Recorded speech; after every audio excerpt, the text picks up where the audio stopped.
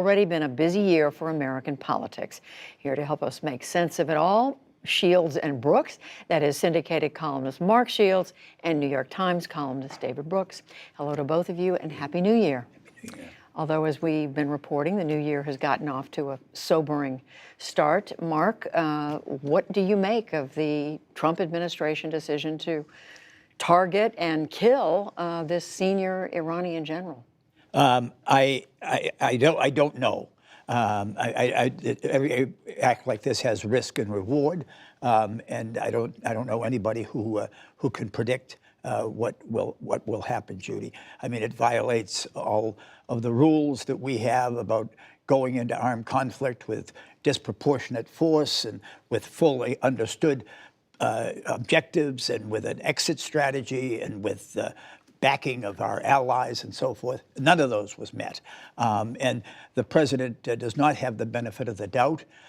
He treats truth like a second home. He only lives there occasionally, and therefore he doesn't have the natural credibility that American presidents, and it's been hurt. The Afghan papers, most recently in the Washington Post, revealed 18 years of deception and deceit and self-delusion about the United States in Afghanistan, the lying that we've had, and the evasion. So I don't see it as, I see it more impulsive than strategic, just like the entire Trump administration. It doesn't appear to be thought out.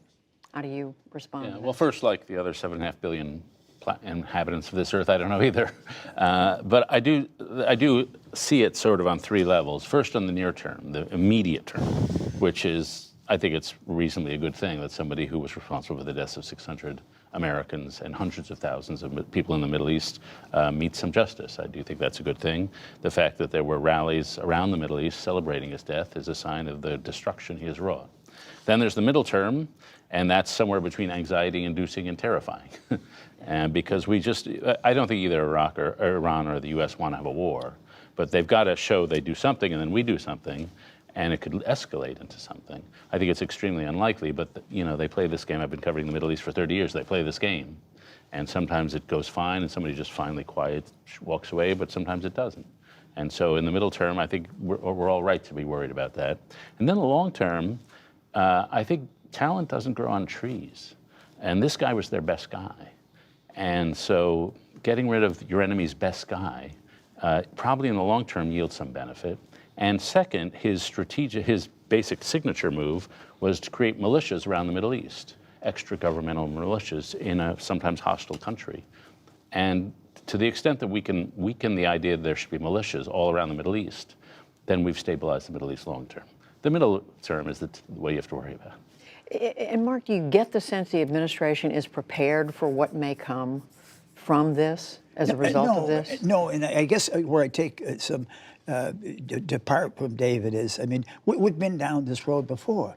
I mean, we had a major Republican leader address the Veterans of Foreign Wars Convention and assure us that the foreign leader has weapons of mass destruction. There's no doubt he's amassing them to use against us, against our allies. I'm confident that he's on the verge of having nuclear weapons. That was Dick Cheney. That was 18 years ago, and that was hundreds of thousands of deaths ago. As a consequence of this act, the Iraqi parliament may very well do what it hasn't done, and that is act in concert and ask us to leave.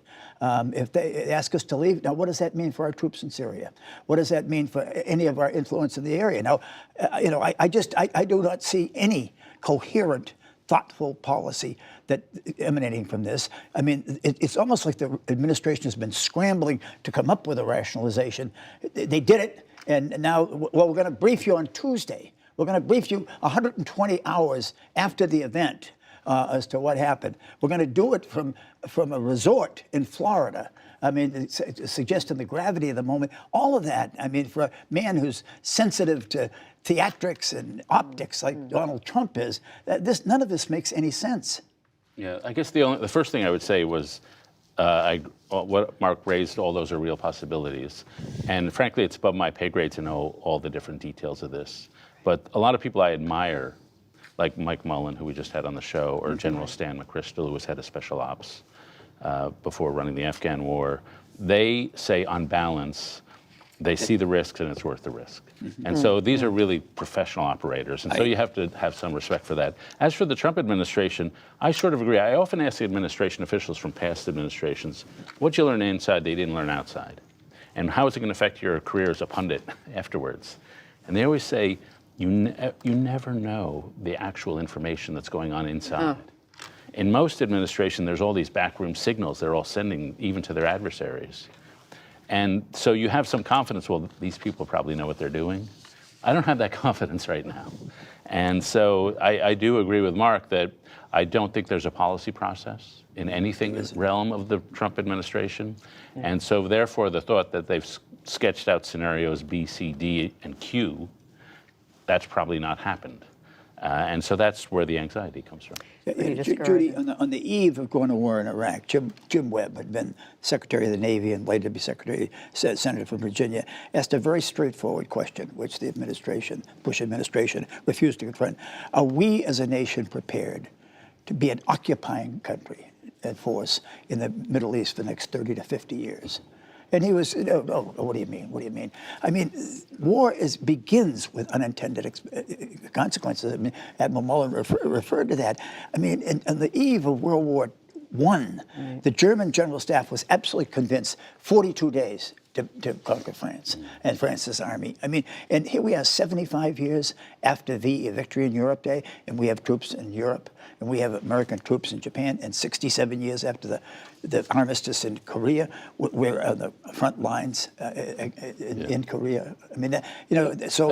I don't think anyone wants to do boots on the ground. I certainly